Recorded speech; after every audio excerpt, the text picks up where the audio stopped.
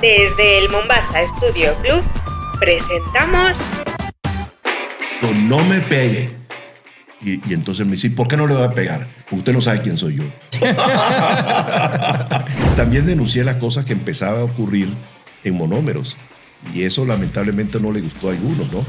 Que están tratando de hacer algunas cosas indebidas allí. Entonces yo me convertí en una persona incómoda. Incómoda porque cumplí con mi deber, ¿no? He cambiado, ya los tiempos han pasado, yo no quiero insistir mucho en eso.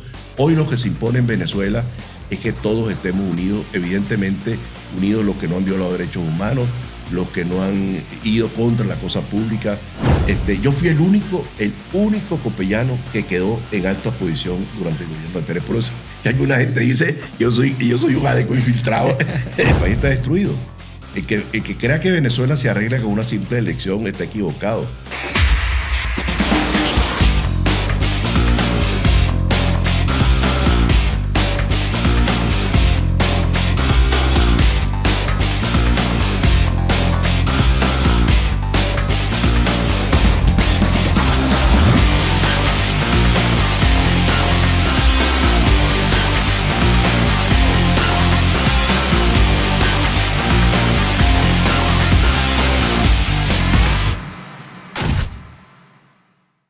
Bienvenidos a otra edición de Con Gran Torres Podcast. Hoy me encuentro desde los estudios de Mombasa. Estamos hoy con un invitado que no necesita presentación. Ahora les voy a decir quién es. Estamos dentro del programa Podcast Mombasa Community con Humberto Calderón Berti. Gracias por venir, doctor. Gracias por ser tan amable de estar con nosotros hoy, de poder conversar tantas cosas sobre nuestro país, sobre Venezuela y darle un poco de luces a la gente que quiere saber. No, gracias a ti por la invitación y encantado de saludar a todos los amigos que siguen el programa. ¿Qué tiene que decir? ¿Qué ocurrió exactamente durante ese transitar de su carrera como, digamos, diplomático en el gobierno de Juan Guaidó? Yo tengo una larguísima carrera de servidor público, ¿no? De muchísimos años, después podemos hablar de eso. Y ya prácticamente estaba retirado de la actividad pública y me llamaron para que fuera embajador en Colombia. Yo acepté.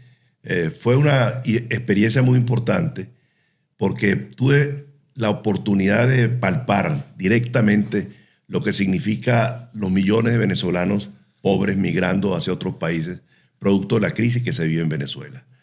Por allá pasaban miles de venezolanos, que algunos se quedaban en Colombia, otros iban a Ecuador, Perú, Chile, Argentina, donde fueran, caminando, por cierto. Eso fue una experiencia muy grande. Recibimos mucha cooperación del gobierno colombiano. Colombia se ha portado muy bien con los venezolanos, ha acogido, en estos momentos somos 2 millones o son 2 millones y medio de venezolanos los que están en Colombia, y se le dio acceso al trabajo, permiso permanente de trabajo, se le dio también acceso a la educación, acceso a la salud, se le dio la nacionalidad colombiana a un grupo de cerca de 24,000 niñitos que habían nacido allá y estaban en condición de apatridia, que no eran venezolanos, no eran colombianos, y el presidente Duque generosamente le dio la nacionalidad. Pero en general los gobiernos que ha habido en Colombia, cuando se presentó la crisis en Venezuela del presidente Uribe para adelante, Uribe, Santos, Duque, y ahora mismo este mismo gobierno de Petro pues se ha portado bien con los venezolanos. Eso tenemos que agradecerlo. Es una actitud de reciprocidad, porque nosotros también acogimos a millones de colombianos en Venezuela cuando ellos tenían problemas de la violencia. En los años 80. En los 70, 80. ¿No? Venezuela ha sido un país, un receptáculo de nacionalidades de todo el mundo y durante todas las épocas. Por ejemplo, en el siglo XIX fueron, después de la guerra de independencia, pasaron 110 años sin ir españoles. Los primeros españoles que fueron a Venezuela fue el año 36, cuando la Guerra Civil Española. Pero después de eso vino la Segunda Guerra Mundial y llegaron centenares de miles de portugueses, españoles, italianos de Europa del Este, y que se acogieron en Venezuela y nos pusieron el país a progresar. La verdad es eso. Una de las razones de esas mujeres tan bellas que nosotros tenemos es ese choque de genético que tenemos entre los indios, los negros, los europeos, etcétera. Eso ha hecho ese resurgimiento de esas mujeres tan hermosas y tan bellas que tenemos en Venezuela. Pero lo importante de esto es que Venezuela le ha tendido los brazos a la gente perseguida. También a los judíos los acogimos a finales de los años 30. Y luego, cuando la crisis de los países andinos, pues vinieron centenares de miles, millones de colombianos, de ecuatorianos, de peruanos. Cuando se perseguía a la gente en el Cono Sur, en los años 70, vinieron chilenos, argentinos, uruguayos, y Venezuela se portó muy bien con todos ellos, ¿no? Ahora la cosa es al revés. Hemos tenido, producto de la crisis venezolana, producto de la tragedia venezolana, producto de la destrucción del país, que salir de Venezuela. hemos salido de Venezuela 7,5 millones de venezolanos. ¿Por qué se rompe ese, digamos, ese trabajo con Juan Guaidó de su persona? ¿Cómo? No, ahí ocurrieron algunas cosas. No quiero hablar mucho de ese tema, pues ya pasó. Pero ocurrieron algunas cosas con las cuales yo me manifesté en desacuerdo y lo señalé públicamente. Hubo distracción de algunos recursos de Cúcuta. Yo lo denuncié a la Fiscalía General de Colombia porque me sentí obligado, como mi condición de hombre público, ciudadano, servidor del país. Yo tenía la obligación y por razones éticas y morales de denunciar aquello. Y también denuncié las cosas que empezaban a ocurrir en monómeros. Y eso lamentablemente no le gustó a algunos, ¿no? Que están tratando de hacer algunas cosas indebidas allí. Entonces yo me convertí en una persona incómoda. Incómoda porque cumplí con mi deber, ¿no? Pero no me arrepiento de haberlo hecho porque yo conocí aquella cosa por dentro, cómo funcionaba. ¿Me entiendes? Ya los tiempos han cambiado, ya los tiempos han pasado, yo no quiero insistir mucho en eso. Hoy lo que se impone en Venezuela es que todos estemos unidos, evidentemente unidos los que no han violado derechos humanos, los que no han ido contra la cosa pública, no han sido rapaces y se han tomado las cosas, eso es otra cosa. Pero el resto del país, nosotros que tenemos que buscar la posibilidad de convivir, de reencontrarnos. ¿Para qué? Para reconstruir el país, porque el país está destruido. El que crea que Venezuela se arregla con una simple elección está equivocado. Vamos a entrar en un proceso de gobernabilidad complicadísimo. Y en ese proceso de gobernabilidad, y podemos hablar más adelante de eso, son muchos los factores que tienen que converger. Y tenemos que estar claros, quienes tengan la responsabilidad de la conducción del país una vez que haya un cambio de gobierno, que hay que garantizarle un espacio político a todos los venezolanos sin excepción. Que pensar diferente no es un delito. Que no puedes ir preso por pensar distinto.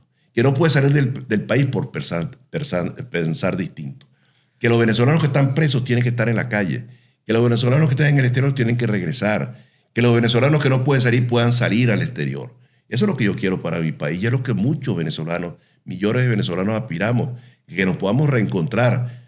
Insisto, los que han violado derechos humanos, los que han atentado contra la cosa pública tendrán que verse con la justicia. Pero el resto, el haber sido chavista, por ejemplo, pensar distinto para mí no es un delito.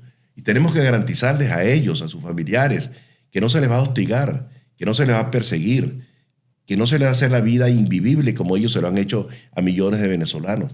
Esa es la verdadera reconstrucción y el verdadero reencuentro de los venezolanos.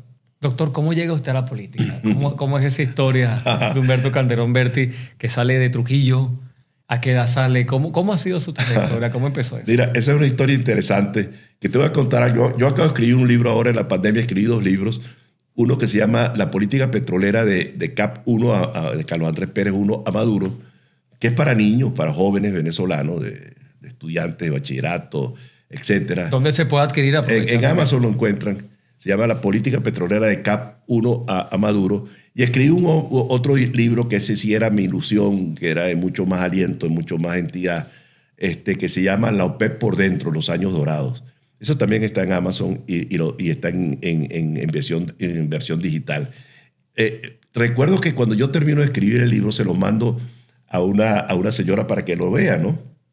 La señora le comenta a un amigo mío, le dice, mira, el libro es muy interesante, pero el ministro escribe, el ministro referido a mí, yo no soy ministro, pero me llamó un ministro en la nota que le mandó a mi amigo, escribe echando cuentos, como si estuviera echando cuentos. Entonces yo la llamo por teléfono y le digo, mira, fulanita, yo no soy escritor, yo lo que soy es un echador de cuentos. Yo te voy a explicar más adelante por qué soy un echador de cuentos.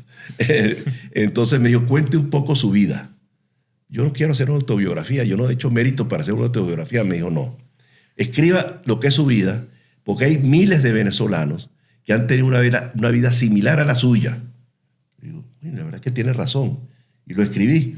Bueno, eso fue los primeros capítulos se refieren a eso, ¿no? Y yo nací en un pueblo muy pequeñito de los Andes venezolanos, un pueblo cafetalero, que se llama Boconó. Mi familia es una mezcla interesantísima porque es de italianos venidos de la isla de Elba del siglo XIX, hace más de 150 años, y de criollos, de españoles y vascos también. Yo soy un producto de esa cosa, ¿no? Como muchos en todas partes de Venezuela, pero ahí había un enclave de italianos, de vascos, de españoles, de la colonia, y eso era Boconó, y también de nativos, muchos indígenas, por supuesto, y aquello fue una mezcla de cosas, ¿no? Y yo estudié en un pueblito, en el pueblo no había sino una escuelita, y un liceo, hasta tercer año. En la escuela íbamos todos en alpargatas. Estoy hablando de la guerra, de la época de la posguerra, la Segunda Guerra Mundial. Y yo estudié en esa escuela Sálvano Velasco de Boconó los 2 primeros años de mi vida, ¿no? Y guardo recuerdos, pero muy vívidos de toda esa cosa, ¿no? De lo bonito que era. La ropa se la hacía uno en la casa, el bulto eran de lona, se lo hacían las madres de nosotros, nos hacían los bultos. Y los juguetes, yo le digo a mis hijos y a mis nietos, yo nunca tuve un juguete, jamás. Los juguetes lo que tuve los hice yo mismo, con mis manos. Por ejemplo, los gurrufíos, aquello que una lata tú la aplanabas y hacías los runches, lo decimos en los Andes, los trompos que se hacían de guayabo, los guates que se hacían de guayabo también, los guantes para coger la pelota también eran de lona y se rellenaban con estopa, ¿me entiendes? Las pelotas de jugar, béisbol, eran aquellas pelotitas de goma con un hilo de pabilo, tú le ibas dando hasta que hacías la pelota y después la cubrías con adhesivo. Bueno, esa era la vida nuestra. Y recuerdo que los carritos eran carritos de sardinas, cajitas de sardinas, potecitos de sardinas que le poníamos ruedas. Y las metras no existían. Jugábamos con para, ¿me entiendes? Qué cosas muy bellas aquellas. Y los caballitos eran unos carruzos de cáñamo, ¿no? De a la orilla del río, que le poníamos una cuerdita y montábamos a caballo. Y ya lo último, ya cuando estábamos más grandecitos, hacíamos unos carros de madera con las ruedas de palo y le poníamos caucho alrededor, ¿me entiendes? Y nos sentamos y nos zumbamos, nos lanzamos por las calles del pueblo. Y aquello fue muy bonito, ¿no? Ahí estudié en ese pueblo. Pero mi mamá, que era una mujer muy inteligente y que siempre quiso que nosotros que creciéramos intelectualmente y progresáramos, dijo, aquí no hay espacio, vámonos para Barquisimeto. En Barquisimeto había un colegio, que era el Colegio La Salle, que lo fundaron en el año 1912. Y allí había estudiado un tío abuelo mío en los años 20, y había estudiado un tío mío, mi hermano y mi padre, en los años 30 y pico. Entonces mi madre, nos fuimos todos, con mi padre, mi madre, todos a vivir a Barquisimeto, y yo estudié en el Colegio La Salle de Barquisimeto. Y ahí los hermanos me marcaron, me formaron, ¿no? Los hermanos, yo por ejemplo formaba parte de una agrupación que llamaban Vanguardia. Vanguardia era un círculo de estudios, te estoy hablando de 11, 12, 13 años, ¿no? Que nos reuníamos una vez a la semana, se leían los evangelios y se leían las encíclicas sociales de la iglesia. Y las discutíamos entre nosotros, niños. Y todo eso lo patrocinaba el hermano Gaudencio, que fue el gran doctor de muchas generaciones en ese colegio. Yo ahí estudié muchísimos años, guardo los más gratos recuerdos de ese liceo. Nos formaron mucho en los valores, en los principios, en que no se puede mentir, que no se puede engañar a la gente, que hay que hablar siempre con la verdad por delante. Y eso yo se lo debo eso al Colegio La Salle. Ahí yo formaba parte de Vanguardia y formaba parte de otra cosa, que era la asociación, el Instituto Oceanográfico del hermano Basilio, que hacíamos excursiones para buscar fósiles, para buscar plantas. Todas esas cosas de niño. Yo tengo una colección de helechos muy bonita, disecada, porque eso nos lo inculcaban, todas esas cosas, ¿no? Después me fui a estudiar un año a Valera, en el Liceo Rafael Rangel, y posteriormente me fui a Caracas. Yo estudié en el Liceo André Bello, el 4º y 5º año de bachillerato. Entonces un día fue alguien por allá, era cuando la época de Pérez Jiménez, ¿no? Recién caído Pérez Jiménez. Pero a mí me ocurrió una cosa muy interesante que voy a resaltar aquí, que es muy simpática. Cuando Pérez Jiménez, las manifestaciones estudiantiles del año 57, pues nosotros repartíamos propaganda contra la dictadura, ¿no? Y mandaban a la policía que nos dieran plan. O sea, usted tenía una conciencia ya política. La teníamos, pero la teníamos sin saber. Porque resulta que un tío mío era opositor al régimen. Y en Boconó, él salía manejando un carro que tenía, un Chevrolet Cole Pato que llamaban, y salíamos de noche a tirar propaganda contra el gobierno, Él manejaba y yo iba al lado con la puerta abierta tirando la propaganda de Pérez Jiménez, y cada vez que había una redada, a él lo recogían, ¿no? Porque efectivamente él tiraba propaganda contra Pérez Jiménez. Bueno, esto lo hacíamos en el liceo y nosotros estábamos tirando propaganda y en eso llegaron la policía de Caracas, ¿no? Y entonces rodearon al liceo. Yo le digo a los muchachos que estaban ahí, no, hombre, vámonos para la casa, que esto no nos van a hacer nada. Entre ellos, el después ministro de la Defensa, el general Ochoa Antich, Fernando Ochoa Antich. Era parte de ese grupo. Era parte de ese grupo. Y fuimos caminando, bueno, y se nos vino encima la policía a darnos plan de machete. Y yo salí corriendo, recuerdo, y con un policía detrás, con una peinilla, y me metí a un taller mecánico que había entre el liceo y la avenida Bolívar. Y yo entro a ese taller y me meto en un último cuartico que iba al final, y yo creo que eso tenía salida para la avenida, y no tenía, y el policía levanta la peinilla para darme, ¿no? Y yo le digo, no me pegue. Y entonces me dice, ¿por qué no le voy a pegar? Porque usted no sabe quién soy yo. Aunque era yo, un pobre muchacho ahí del medio interior, pero como en esa época los hijos de los pereimenistas sí les gustaba manifestar. ¿Me entiendes? Eso en todos los sistemas igual. En el gobierno actual, la dictadura actual venezolana, hay muchos jóvenes hijos de jerarcas chavistas que son enemigos del régimen. Sí. Y en esa época era igual. Yo no es que era mi familia del régimen, al contrario. Bueno, pero estuvimos presos, nos mandaron a los mayores. Fue una cosa muy divertida, porque nos ponen una fila en la policía de Caracas, una fila del más grande al más pequeño. El más grande era Fernando Ochoa, que siempre ha sido un hombre muy alto. El segundo era un oficinista que pasaba por ahí, lo recogieron. Y el tercero fui yo. Entonces yo, un tipo ahí dijo, de aquí para adelante Seguridad Nacional. De aquí para atrás Policía.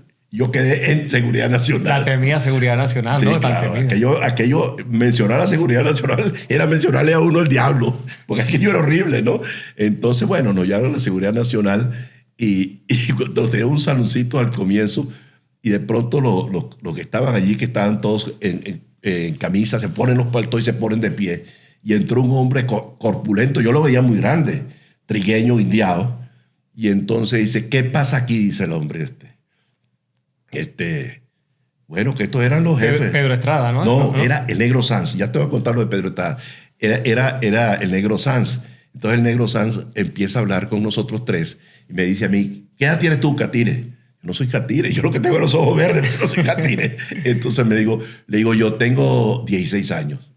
Entonces él voltea y se le queda viendo a los tipos y le digo, mire, esta vaina se hizo para los hombres. Esto no es para los muchachos. Esa fue la expresión de Sanz. Bueno, nos metieron en una celda arriba. A nosotros no nos tocaron.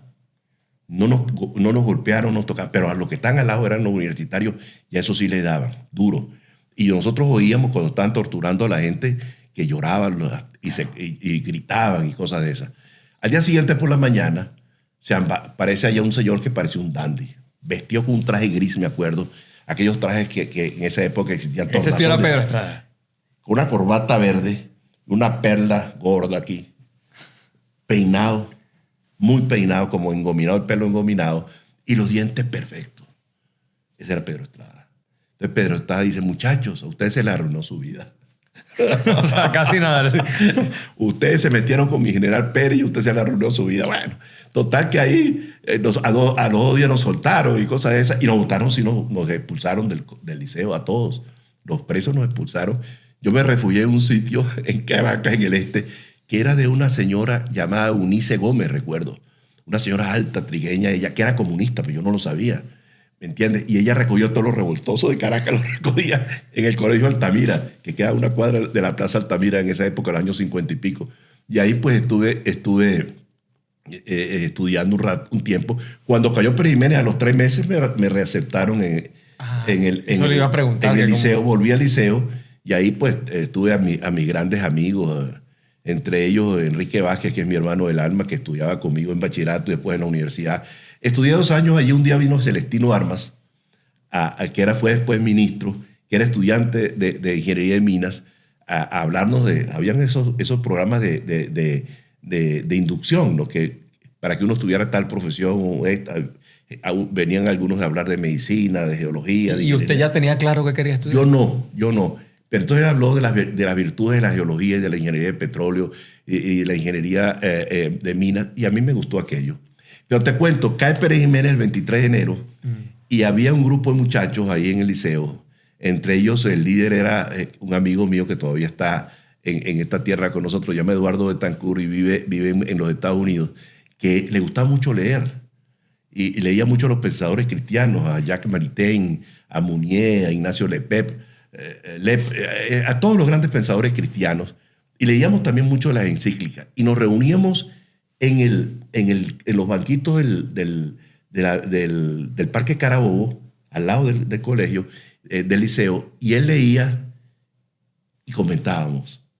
Debatíamos, y él era copeyano. Entonces eso fue lo que me acercó a mí a Copey. Estaba ahí uno que es médico actualmente, un ingeniero, Eliezer Colmenares, bueno, varios, éramos como 5 o 6. Y ahí formamos la fracción copeyana del liceo Andrés Bello. Y luego, pues en la Universidad Central de Venezuela, yo siempre fui líder, ¿no?, de la democracia cristiana, de lo que era Copey la Juventud Revolucionaria Copeyana, que como Acción Democrática se había escindido, se había dividido entre la gente de izquierda que fueron a formar el MIR y los que se quedaron en Acción Democrática.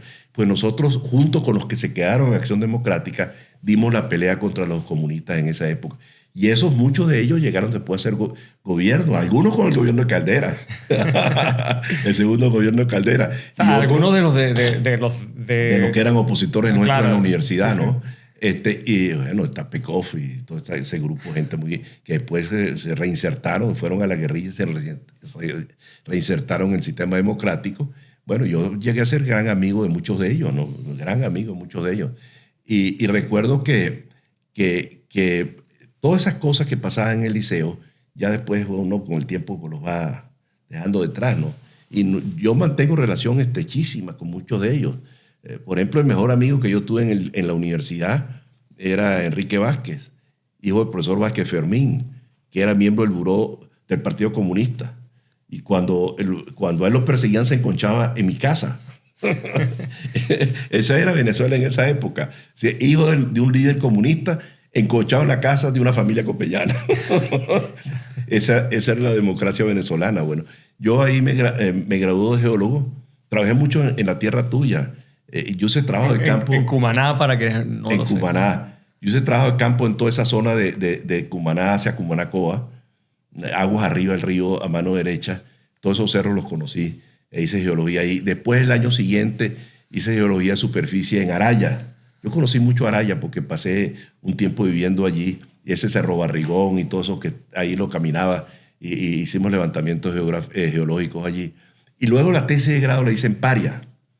Todo lo que era la costa de Paria en Puerto Hierro. Ahí viví en Puerto Hierro un tiempo. Y en la bahía de Pargo, al norte, donde hay una ranchería de 4 o 5 ranchos, y ahí vivíamos nosotros un tiempo, con los pescadores. Y era una cosa muy, muy simpática porque nos íbamos a la selva por la mañana, después de desayuno, a las 7 de la mañana ya estábamos en la selva, en la montaña, y regresábamos en la tarde, nos bañábamos en el mar, nos bañábamos en el rito que había y comíamos ahí, vivíamos con los pescadores. Y me gradué de geólogo ahí. Doctor, y cuando usted llega a canciller... Bueno, aquello fue una sorpresa porque... Perdona que le interrumpa, pero ¿qué sentía aquel chico que salió de Boconó, que pasó tantas vicisitudes para poder formarse? ¿Qué sentía mirando en retrospectiva y pensando en su madre y en su familia? Bueno, te voy a contar porque la historia, para que sea completa, tengo que echártela como fue. Un día yo jugaba fútbol todos los días en el Colegio de La Ceiba, Barquisimeto, al mediodía. Yo vivía a 40 cuadras del colegio y me compraba una bicicleta para que llevara a mi hermano atrás porque no teníamos cómo pagar el autobús porque éramos pobres. Entonces mi padre compró 2 bicicletas, una para mi hermano y otra para mí. Y la mía tenía parrilla, pero para que yo llevara a mi hermano menor. Entonces, eso era 40 cuadras 4 veces al día, ¿no? Y jugaba fútbol allá. Y en la tarde llegaba y me ponía a jugar fútbol cerca de la casa. Ahí un descampado que había ahí. Y mi madre bajaba, se sentaba en un banquito que hay ahí a observar. Y un día, yo todo sudadito, ella me dice, Humberto, nosotros debemos buscar la manera de irnos para Caracas. Yo tenía cuando eso 14 años, ¿no? 15 años máximo. O sea, otro cambio. Barquisimeto ahora Barquisimeto, y luego... sí. Entonces le digo yo, y mamá, ¿y por qué? Me dice, porque es que aquí no hay universidad. No había, en Venezuela habían 3 universidades cuando Pérez Jiménez. La de Caracas, la de Carabobo y la del Zulia. Y había muy pocos estudiantes universitarios en todo el país. y me dice, ¿y en Caracas dónde están los chivatos? El andino usa una expresión, sobre todo el trujillano, de chivato para gente importante.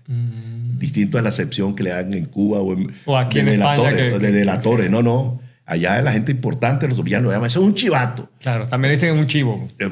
Pero en los Andes no dicen chivo, decían chivato. Entonces mi mamá, es que allá donde están los chivatos, yo quiero que usted ya sea un chivato. Entonces nos fuimos a Caracas y vino la historia esa del liceo y de la universidad. Y yo me voy a trabajar al Ministerio de Energía y Minas, a Punta Mata, el año 1965, ¿no?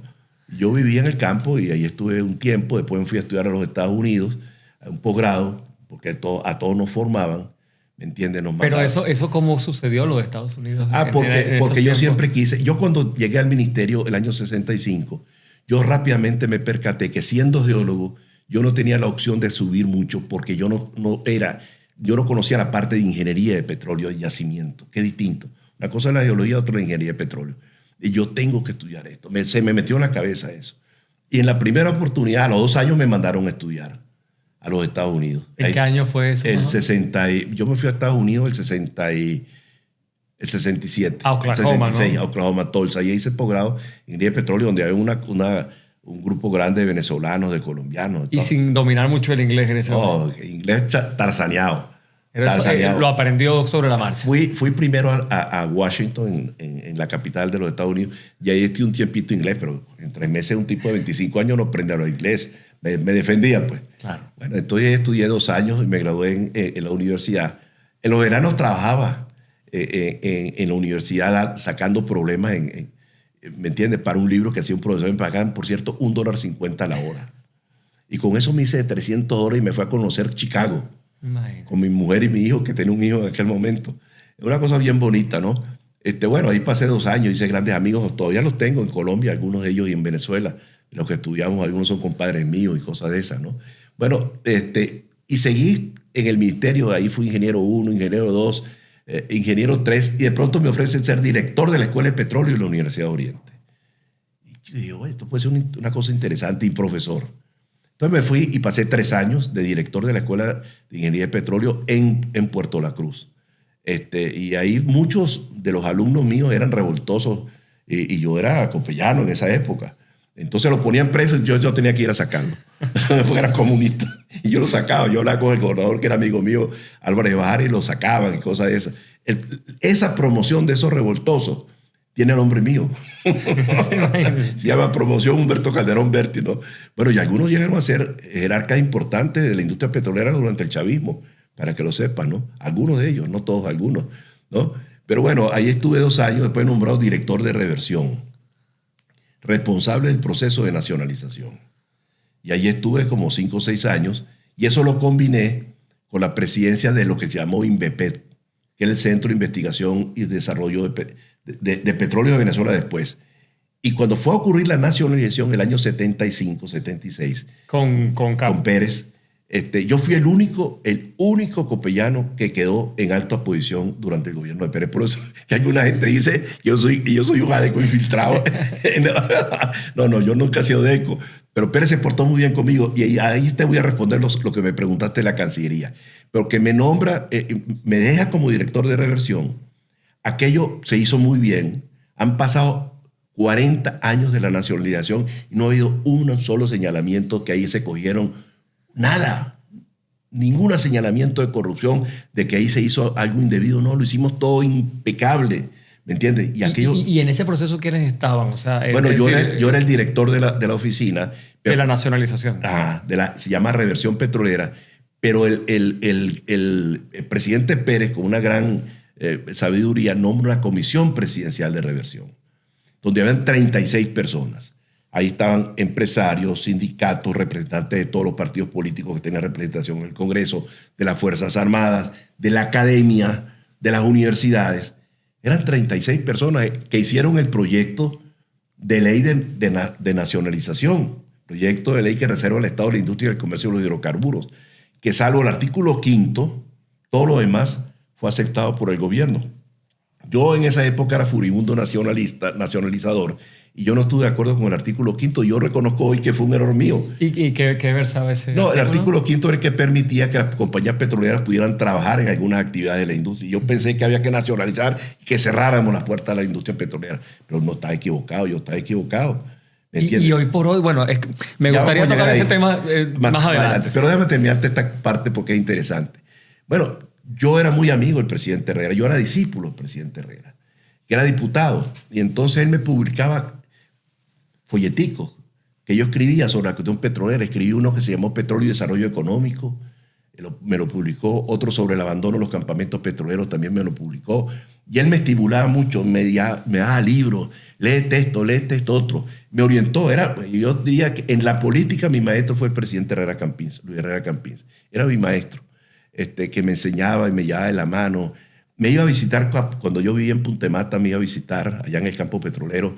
Después, cuando era director de la Escuela de Petróleo, ya era precandidato presidencial y llegaba a mi casa y me orientaba. Y yo lo llevaba a él, daba vueltas por ahí, yo manejando y él al lado mío haciendo campaña. Dicen que era un hombre muy humilde, ¿no? Súper modesto, de una gran humildad y una gran honradez. Que de hecho dicen también que murió en la pobreza. Bueno, él toda la vida fue un hombre sin recursos y murió, entró sin recursos a la presidencia y salió sin recursos.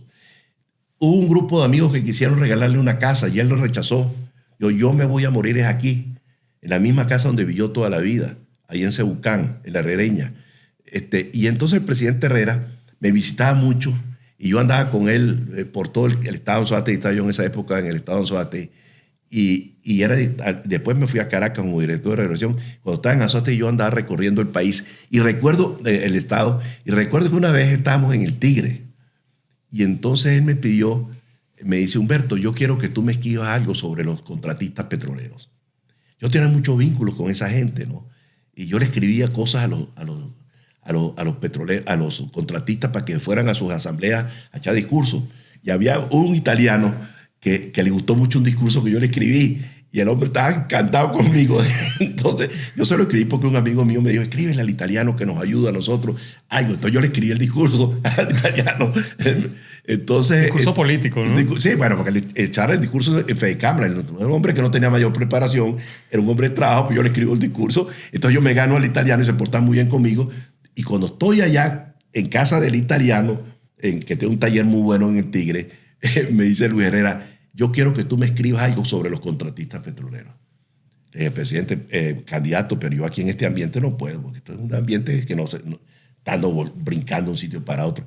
Me fui a Puerto La Cruz y escribí, y después te lo cuento por interesante, porque una vez cuando yo llevé un proyecto de decreto al Consejo de Ministros, siendo yo ministro de Petróleo, que fui muchos años, 5 años ministro de Petróleo, Luis Herrera, siendo presidente, dice, Humberto me escribió hace muchos años algo sobre los contratistas petroleros. Y el día que yo lo recibí, dije yo, este va a ser mi ministro de Petróleo cuando yo sea presidente. Yo tenía 35 años. ¿Pero qué fue lo que le escribió? Sobre cómo estimular el desarrollo de las empresas de servicio en Venezuela. ¿Me entiendes? Y entonces eso le gustó mucho y lo dijo en el Consejo de Ministros. Claro. Humberto va a ser mi ministro cuando yo sea presidente. Y ahí lo dijo delante de todo el mundo. Yo no lo sabía. Y ahí lo dijo él, ¿no? Porque él nunca me dijo que me iba a nombrar ministro. Bueno, yo fui ministro de Petróleo 5 años y luego fui en esa época presidente de la OPEP. Y yo me metí de cabeza en el Medio Oriente. Y esa era una época muy importante para nuestro país, que nuestro país era el gran protagonista petrolero del mundo. El año ¿no? 60, cuando se funda la OPEP, el año 60, Venezuela producía 2.800.000 barriles. ¿Tú sabes cuánto producía Arabia Saudita ese año? 1.300.000. El país más importante de la OPEP durante muchos... El año 70, 10 años más tarde, antes de la nacionalización, Venezuela producía 3.700.000 barriles. Doctor, y si no estuviese esta gente en el poder, ¿cuánto pudiésemos nosotros estar produciendo en este momento? Si se hubiesen cumplido las metas que tenía el gobierno del presidente Caldera, la segunda administración, yo diría que cerca de 7, 8 millones de barriles por día. Siguiésemos estando en la punta de... Claro, podríamos estar produciendo ese volumen. Bueno, y te termino una cosa. Me nombran ministro. Yo hago una relación muy estrecha con los países del Medio Oriente. Yo me hice amigo, porque empecé a estudiar a las cosas de la gente. Por ejemplo, a los que les gustaba mucho la religión. Entonces yo me empecé a leer el Corán. Yo no conocía el Corán. Y yo entonces leía el Corán para yo poder hablar con ellos del Corán. Otros les gustaba la cacería con halcones. Entonces yo me compré en España un libraco, aquí en España, de Félix Rodríguez de la Fuente, un gran explorador español, sobre halcones.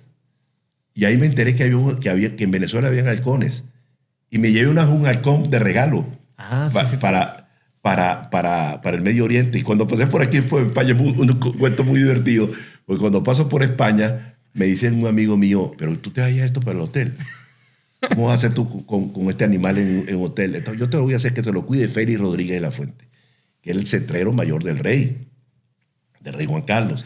Entonces él se lleva el halcón y el día que yo me voy a ir, el día anterior, yo recibo una cartica muy gentil de parte de él. Me dice, señor ministro, para mí fue un placer, pues, una cosa protocolar. Me dice, pero lamento tener que decirle que el halcón que usted trajo no es tal. Es un gavilán venezolano. Dije, ¿yo qué hago yo con esto? Entonces, aquí no queda alternativa, le digo yo a mi asistente, sino llevarlo. Cuando llegamos al aeropuerto, esto es una anécdota muy divertida, a mí siempre me ha gustado, a mí no me gustó mucho encerrarme en los salones de autoridades, ¿no? Entonces, a mí me gusta estar ahí para oír a la gente y ver la vida de la gente. Entonces, cuando me acerco a la taquilla ahí al estanco de Iberia, para ir a Ginebra, yo oigo que el que me está chequeando, el chequeador, le está diciendo a uno que está abajo en las bodegas, dice, fulanito, le dice el de abajo, aquí hay un loro que dicen que es de un ministro venezolano. Y yo le dije, epa, yo soy el dueño de ese loro. Y se lo llevé al amigo mío, por supuesto. Aquello fue muy divertido porque evidentemente que los árabes saben mucho de eso. Y estaban ellos ahí, ponemos el halcón, entre comillas, en el piso y empiezan los beduinos que caramba no iba a darle la vuelta y hablar. Y no sabían qué era. Y me decía Carlos Julio González, que era mi asistente, que murió, me decía, ministro, yo creo que esta la pasamos. Yo creo que sí, como que va... No, que vamos a pasarla. Era un gavilán. Yo después le pregunté y me dijo que lo tenía en un zoológico. Yo creo que ha sido el único gavilán venezolano que hay en un zoológico en el Medio Oriente. Después me arrepentí porque la verdad es que me hubiera gustado más que hubiese estado libre como estaba en las costas del Orinoco, ¿no? Pero bueno, esa es la vida. Termino, la cuento. Salgo del ministerio y me nombro presidente de Petróleos de Venezuela. Estuve unos 8 meses en Petróleos de Venezuela. Vino el cambio de gobierno y Lucinchi me tenía sentenciado. A pesar de que era amigo mío, él había dicho que si él ganaba, pues sacaba a mí ahí. Yo creo, Grant, que yo a pesar de que tenía toda mi vida en el sector petrolero, habiendo sido ministro, no era bueno que yo hubiese pasado a ser presidente de PDVSA. A pesar de que yo antes de ir al ministerio había estado en la industria petrolera como presidente de Intevep, y yo era el nivel 39, el presidente de Petróleo de Venezuela, el equivalente a un vicepresidente de una de las petroleras en esa época. Pero me nombraron el presidente de PDVSA. Yo no se lo pedí al presidente Herrera, pero yo no he debido ir, porque eso causó un ruido innecesario allá adentro, ¿no? Claro, Lucinchi sentía que no iba a ser de confianza porque venía de la otra administración. Pero no, Lucinchi, ¿no? Yo supe, después me enteré por el almirante Brito Martínez, que trabajaba conmigo en Petróleo de Venezuela y que después fue su ministro de la Defensa, que Lucinchi no quería sacarme, que el que quería que yo saliera era el que nombró ministro, que era Hernández Grisanti. ¿Qué quería su puesto? Bueno, que quería que él iba a ser ministro y él decía que él de ministro y yo de Petróleo de Venezuela no iba a funcionar porque él era de ECO y yo era copellano. Bueno, esa es su manera de pensar, pero bueno. Total que estuve ahí un tiempo, me voy a trabajar en mis cosas profesionales, me voy a diputado, estoy unos años de diputado en el Congreso y jefe presidente de la Comisión de Energía y Minas. Oficio que no me gustó, por cierto. Yo no tengo vocación para ser parlamentario y lo reconozco, porque es mucho hablar y poco hacer. Y yo soy un hombre de acción, que me gusta hacer cosas, ¿no? Y yo venía de hacer cosas muchos años. Entonces estuve ahí y un poco después del golpe de Chávez del 92, yo le dije a Aide Castillo, me dijo, mira, Aide, yo no quiero continuar, yo no voy a renunciar al curul, pero voy a renunciar no voy a asistir más, incorpora a mi suplente. Y entonces viene el golpe de Estado. Y después del golpe de Estado, un domingo me llama Pérez a la casa. Y me dice, ministro, yo quiero hablar con usted, véngase a hablar conmigo. Y me voy a hablar con él a Miraflores. Y yo pensé que era hablar de temas de trabajo, ¿no? Que él me iba a preguntar, porque él siempre tenía, me dicen los que fueron ministros de él, que él siempre le decía, ¿qué opina Calderón Berti de eso? ¿Por qué no hablan con Calderón Berti? Pregúntele a Calderón Berti sobre esto, ¿no? Porque él siempre me tuvo afecto, ¿no? Y fue un afecto mutuo, ¿no? Y me invita a Miraflores y estoy hablando con él y me dice, yo quiero que usted sea ministro de petróleo. Entonces yo le digo, presidente, yo soy opositor suyo. Yo soy miembro de la Dirección Nacional de COPEI, que es un partido de oposición. Me dijo, no. Yo no le estoy ofreciendo eso a usted como copellano. Es a usted como persona. Le dije, sí, pero no se va a ver bien que yo aparezca siendo ministro, siendo un hombre de la oposición. Yo tengo que hablar con ellos. Si ellos me dicen que sí, yo entro. Total que no entré como ministro de petróleo, sino como ministro de Relaciones Exteriores un mes más tarde. Pero yo le hice este comentario a Pérez. El presidente, yo quiero hablar con el presidente Herrera también para que él me dé su opinión. Entonces me pregunta, ¿y por qué el presidente Herrera? ¿Por qué usted me dice que va a hablar con Herrera? Le digo yo, porque él es mi maestro. Y yo suelo, todas las decisiones importantes de mi vida, yo suelo pedirle la opinión a él. Me dijo, eso me parece muy bien. Bueno, y Luis Herrera en las primeras de cambio dijo que sí. Las Fuerzas Armadas en esa época querían que yo entrara al gobierno. Me lo dijo Fernando Ochoa Antich, me lo dijo el jefe de la aviación, y después me lo dijo Radamés Muñoz León, que ellos querían. Yo había sido profesor muchos años en la Escuela Superior de Guerra Naval y daba clases y conferencias en los institutos superiores de las Fuerzas Armadas. Y entonces aquello me hizo tener mucha relación con los militares y querían que yo fuera al gobierno, y entré como canciller. Entonces, cuando tú me haces la pregunta, ¿qué sentía yo? Sí. Y esto se lo digo a los jóvenes venezolanos que me escuchen. En la vida hay que trabajar. En primer lugar, hay que estudiar. Estudiar con fuerza, con ahínco, con dedicación. Luego hay que trabajar sin cesar, con honestidad y con probidad. ¿Me entiendes? Y no se pongan a aspirar las cosas que están muy lejanas. Hagan bien lo que están haciendo en este momento, porque las cosas vienen solas. Si usted trabaja con dedicación y con esfuerzo y con sacrificio y con honestidad. Y esa es la clave. Hay que tener constancia y perseverancia. Pero usted logró el sueño de su madre. Yo lo logré porque estudié. Porque la democracia me dio la oportunidad de estudiar. ¿Me entiende? Porque me preparé. No porque yo pensé de que yo iba a ser ministro. No. Yo pensé que yo podía servirle mejor a mi país. Y además de progresar yo, evidentemente, si yo me preparaba, que yo no podía ser uno más del montón, hablador de pistoladas sin saber. ¿Y su madre lo vio en ese...? Absolutamente. Me vio como ministro, me vio como presidente de Petróleo de Venezuela, me vio como canciller, porque murió a 97 años. Y súper orgullosa de él. Muy orgullosa de mí, gracias a Dios. Y yo todos los días pues pido por ella. Y mi padre también. Mi padre murió a 102 años. Imagínate. Pero el motor de mi familia era mi madre, que era una mujer adelantada a su tiempo, de una gran simpatía personal, escribía de maravilla, hablaba como quería, conectaba muy fácil con la gente, ¿no? Y ella pues siempre se sentía muy orgullosa de las cosas que yo logré, ¿no? Doctor, y hoy por hoy el tema petrolero, ¿cómo usted ve la situación de nuestro país? Bueno, mira, el esfuerzo, la dedicación, el trabajo, el sacrificio que miles de venezolanos hicimos, miles o no, fuimos miles, que trabajamos una vez que nacionalizamos la industria petrolera y que tuvimos el acierto, y yo digo tuvimos porque yo en ese momento ya empecé a tener influencia en la conducción de la política petrolera. Tuvimos el acierto de hacer las cosas bien hechas. Un país disparatero como ha sido Venezuela, pues eso se hizo con mucha sensatez. ¿Por qué? ¿Qué se hizo? Que no se salió de la gente, se mantuvo a la gente que estaba ahí. Se fueron los extranjeros, que eran apenas el 2%, Grant. El 98% eran venezolanos. Esos extranjeros que se fueron suplantados por los venezolanos que estaban inmediatamente después. Y como teníamos 14 empresas petroleras en aquel momento, operadoras, pues ya nosotros diseñamos, cuando yo era director de reversión, un proceso de racionalización de las operaciones. Es decir, reducir el número de empresas de 14, eran 21 concesionarias, pero 14 operadoras, reducirlas a 4. Y así fue, hasta que al final del gobierno del presidente Caldera, las 4 operadoras se convirtieron en una sola. ¿Pero qué tenemos hoy? Bueno, los que hemos estado allí lo que hemos echado los dientes adentro, lo que hemos dedicado nuestra vida a aquello, pues nos llena de tristeza, de profunda tristeza, ver la situación en la cual se encuentra la industria petrolera. Pero es que igual que el resto del país, la industria petrolera producía, cuando Chávez llega al poder, 3.300.000 barriles. Se había caído la producción, evidentemente, antes de la nacionalización, pero después empezaron a hacerse los esfuerzos para que creciera la producción.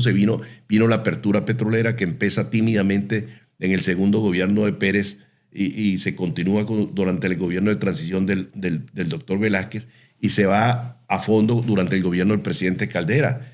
Y eso hace que la producción aumente. Se logró producir 600.000 barriles adicionales en la faja y 600.000 barriles en los campos, los convenios operativos. O sea, Venezuela producía 3.300.000 barriles. Habíamos iniciado unos años antes, en la época que yo fui ministro, el proceso de internacionalización de la industria.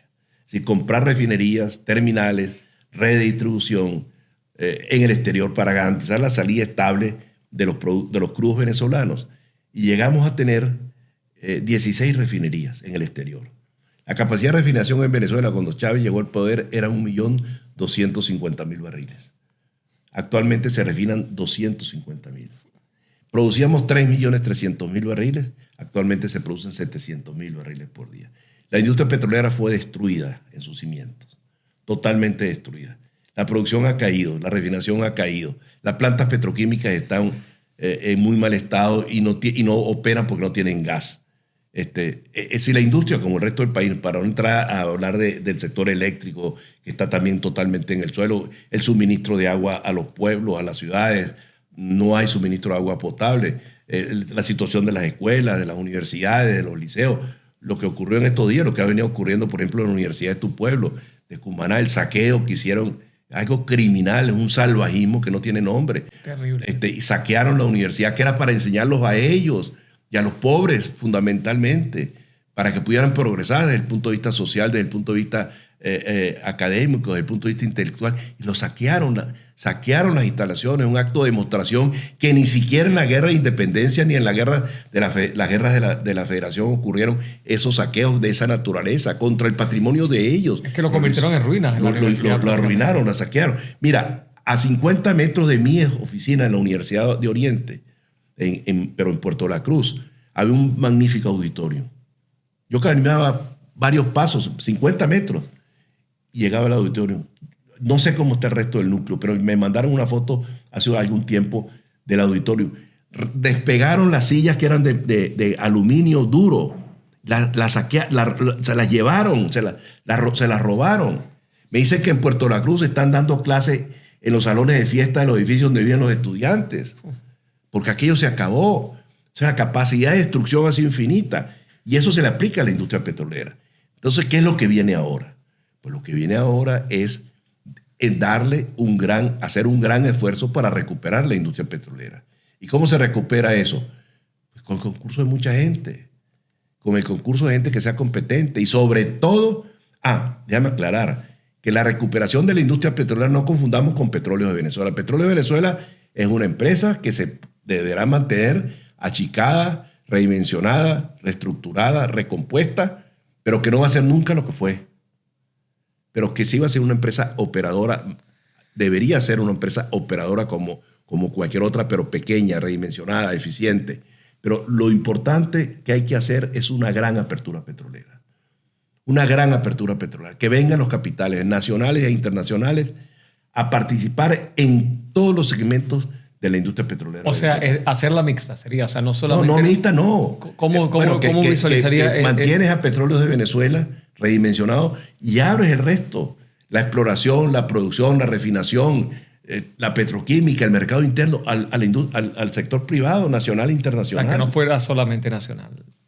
Que sea gente que venga a producir. Entonces, que la industria petrolera pague sus regalías, que es el impuesto de explotación, y que pague sus impuestos sobre la renta. ¿Y qué hace con esos recursos? ¿Se lo metes a las empresas públicas? No, porque esas empresas públicas han sido un desastre. Y lo que han sido un drenaje de dinero que se le ha debido meter a la educación, a la salud, a la vialidad, a los servicios públicos. Y eso es lo que hay que hacer, no confundir los roles. Lo que hemos tenido en Venezuela ha sido un capitalismo un estatismo clientelar. Se crearon empresas del Estado para ponerlas en manos de dirigentes políticos o de militantes políticos que no tenían idea cómo gerenciar una empresa. ¿Y eso qué trajo como consecuencia? Hoy dicen que hay 580 empresas, pero ayer, en estos días, escuchaba a alguien decir que hay cerca de 1,000 empresas del Estado. Yo te pregunto a ti o le pregunto a los que nos están escuchando, nómbreme una que gane plata. Nómbreme. No hay ninguna. Pero entonces hay gente que se llena la boca diciendo que el petróleo es de los venezolanos. No. El petróleo ha sido de los que han manejado la industria y de los gobiernos, porque ni siquiera ha sido de la nación. Porque si fuera la nación, ese recurso proveniente del petróleo han debido ir a la educación, a la salud, como fueron en alguna época de nuestra vida, como república. Porque sí, las universidades se construyeron con el dinero proveniente del petróleo. El país se electrifica con el dinero proveniente del petróleo. El país se llena de carreteras y de puertos y aeropuertos con los recursos provenientes del petróleo. El disparate empieza cuando se usan los recursos provenientes del petróleo para crear empresas públicas, para convertir a la nación en accionista del acero, del aluminio, de las minas, de esas 200 empresas. Y esas empresas lo que hacen es drenar el recurso que debe ir para quién. Y debería de ir, lo que genera el petróleo debe ir para la educación, para la salud, para la vialidad, para los servicios públicos, para la electricidad. ¿Me entiendes? Y ese es otro capítulo, pero en cualquier momento hablaremos de eso. Pero el trabajo tiene que ser un trabajo muy grande, de todo el mundo, de la gente que sepa el negocio. No se puede improvisar, no se puede llegar a aprender, porque no hay tiempo. El tiempo juega en contra de nosotros. A la gente, el día D+1, tenemos que empezar a hacer todo lo que haya que hacer y antes a prepararnos para eso, para que haya gasolina en todo el territorio nacional, para que los productores agropecuarios tengan diésel para sus trabajos, para la maquinaria que ellos tienen, para que puedan sacar su producción a los mercados. ¿Me entiendes? Eso es lo que hay que hacer, que haya gas para que la gente no cocine con leña. Yo ayer hablaba con un amigo del Medio Oriente y yo le decía que en Venezuela se cocina con leña. Sí. Él no lo podía entender, que Venezuela, habiendo sido una potencia petrolera, que retrocedimos la gente tanto, estuviera, bueno, al siglo XIX, antes del descubrimiento del petróleo en Venezuela. Llevarle gas a los hogares pobres y hogar a las empresas petroquímicas están paradas porque no tienen gas. ¿Tú entiendes eso? Actualmente, Grant, se están quemando 2.000 millones de pies cúbicos de gas por día, que además del desperdicio económico, es un atentado contra la salud pública, porque tú estás venteando gases contaminantes. ¿Me entiendes? El gas que es contaminante, si no, entonces lo estás quemando. El consumo nacional de gas son 1.000 millones de pies cúbicos y quema 2.000. Tú ves que eso es lógico. Claro. Entonces, todo es un absurdo. Y para concluir, el lago Maracaibo era un emporio de riqueza, la costa oriental del lago Maracaibo. Tiene empresas de servicio de primera línea. Muchas de ellas fueron indemnizadas, expropiadas, y a la gente se le pagó algunas. La gran mayoría no se le pagó nada, se las confiscaron a la gente. Devuélvanselas. Hay que devolverle esas empresas a la gente. El lago de Maracaibo tenía 2.800 unidades lacustres en apoyo a las operaciones del lago. Actualmente hay menos de 100. En el lago de Maracaibo llegó a producir 1.700.000, 1.800.000 barriles. Actualmente se produce un poquito más de 100.000 barriles por día. Entonces, para concluir, el país está destruido y hay que hacer un tremendo esfuerzo para recuperarlo. La reconstrucción física va a requerir tiempo, dinero, esfuerzo, dedicación, trabajo, sacrificio. Pero lo más complicado de todo, va a ser recuperar el alma del venezolano, los valores y los principios que fueron puestos de lado. El alma del venezolano fue dañada y eso solamente se logrará, la recuperación de eso, con el buen ejemplo. El buen ejemplo de sus dirigentes, el buen ejemplo de sus gobernantes. Que la gente lo que predica lo cumpla. De que hablen de honestidad porque son honestos. De que hablen de transparencia porque son transparentes. Que sea un testimonio vivo, permanente, de lo que debe ser un buen ciudadano, distintamente de la posición política que pueda tener en un momento determinado. Me gustaría hacer una serie de preguntas con respuestas cortas. Un libro. Estoy terminando de leer un libro que se llama Auge y Caída de los dinosaurios. Estupendo libro, bello libro. Pues yo leo bastante, leo muchísimo, pero soy muy desordenado leyendo. Porque nunca leo un libro de un solo tirón, sino que tengo 4 o 5 libros. Entonces ahorita, por ejemplo, estoy leyendo ese, estoy leyendo otro libro que es la historia constitucional de Venezuela del embajador Ecarre. Estoy leyendo otro libro que es sobre la cosa energética mundial, escrito por Mavro, un profesor de Cambridge. Estoy leyendo otro libro escrito por Kissinger que se llama Líderes. Pero ya nos pasamos de un libro, ¿no? Sí, pero es que me gusta leer así. Leo un capítulo, me voy para otro. Pero ahorita estoy enganchado con El ajo y caída de los dinosaurios, que es un libro científico, pero que me reencuentra mucho con mi vida, ¿no? Con mi vida de estudiante de geología, de paleontología y todas esas cosas, y que es sumamente interesante. ¿Una pasión? La lectura. ¿Un amor? Mi mujer. ¿Un recuerdo? Mi infancia. Un nunca volveré a hacerlo. Quizás los errores que he cometido en mi vida, ¿no? Haber ido a Petróleos de Venezuela creo que fue un error. Pero bueno, yo me siento realmente con mi conciencia muy tranquila que lo que he hecho en la vida es lo que mis dictados de mi conciencia me han aconsejado, ¿no? O sea, ¿un error por qué, doctor? Porque se creó allí una especie de ruido innecesario, porque la gente dijo, no, este viene a ser ministro, no debería un ministro ser presidente de Petróleos de Venezuela. Y yo creo que tenían razón ellos y yo estaba equivocado. ¿Una película? Wow, he visto tantas películas buenas y tantas películas bonitas que no sabría qué decirte. Te voy a decir algo. No me gusta el cine que tenga que meterle mucha cabeza. O sea, para distraerse. Me gusta, eso es, me gustan mucho las películas de espionaje. No me gustan las películas de terror, ¿no? No me gustan las películas de drama que lo pongan a la gente a llorar, porque para el drama la vida. La vida misma, ¿no? Entonces me gustan mucho las películas que divierten. Antes me gustaban mucho las películas vaqueras, cuando estaba más muchacho, ¿no? Pero ahora me gustan mucho las películas que diviertan, ¿no? Mucho me gustan las películas de la Segunda Guerra Mundial, todas las cosas que ocurrieron, las salvajadas que ocurrieron durante la Segunda Guerra Mundial. Pero bueno, uno busca la forma de divertirse. Por lo menos trato en lo posible de ver un poquito de televisión en las noches. Antes de acostarme, suelo acostarme muy tarde. Igual. Doctor, estamos pasados de tiempo, pero 2 temas quiero tocar. Uno, una reflexión que le deje a la audiencia, pero antes de llegar allí me gustaría consultarle su opinión de por qué Juan Guaidó no nombró un ministro de la Defensa, porque creo que usted, como un personaje que estuvo cerca, digamos, del interinato, pero a la vez marcó mucha distancia porque no estuvo de acuerdo con muchas cosas. Estuve dentro, pero no cerca. Exactamente. Yo no influía en la política. Jugaba prácticamente a la libre, porque yo me dediqué el tiempo que estuve en Colombia a atender las necesidades de los venezolanos. Y realizó esa investigación para saber, digamos, todo lo que ocurrió allí. Bueno, me llegó una denuncia y yo me sentí en la obligación de tener que profundizar. Lo cual habla muy bien de su gestión, pero lo que me gustaría saber su opinión de por qué no nombró un ministro de la Defensa, nunca lo supe. Siendo que es algo primordial para poder nunca lo supe. manejar la crisis. Y los propios militares con los cuales yo tenía oportunidad de compartir, porque pasaban por mi oficina, pues quizás ellos pensando que yo tenía más influencia de la que realmente tenía, pero no la tenía, porque yo una cosa de esa no me metía. Pero sí, muchos de ellos me planteaban la necesidad de tener por lo menos una vocería militar. Claro. No tanto un ministro, sino un vocero militar.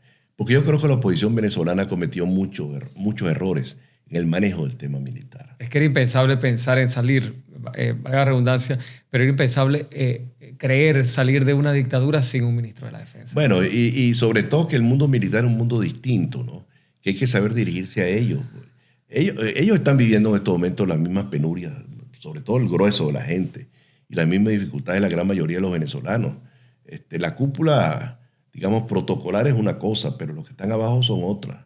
Es otra cosa. Ellos tienen mujeres, tienen hijos, tienen madres, tienen padres, hermanos, familiares, que están pasando grandes tribulaciones y grandes dificultades, y tienen problemas de sueldo. El sueldo que ganan los militares, pues es un sueldo miserable. Sí. Y el que ganan los policías, y el que ganan los sanitarios, y el que ganan los maestros. Entonces, esa cosa habrá que mejorarla, ¿no?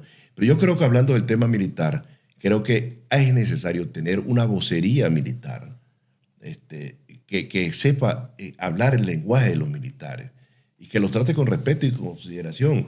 Porque los militares tienen que estar sometidos, como debe ser, al mundo civil. El mundo civil es quien le corresponde la conducción del Estado. Y ellos son un instrumento muy importante que se han venido menos. Claro que se han venido menos. Que tenemos problemas en las fronteras, tenemos problemas de soberanía nacional, tenemos problemas de integridad territorial. Muchísimas gracias por venir a Con Gran Torres Podcast. Muchas gracias a ti. Y a todos en casa, gracias por mantenerse fiel a esta nueva edición y nos vemos en otro episodio.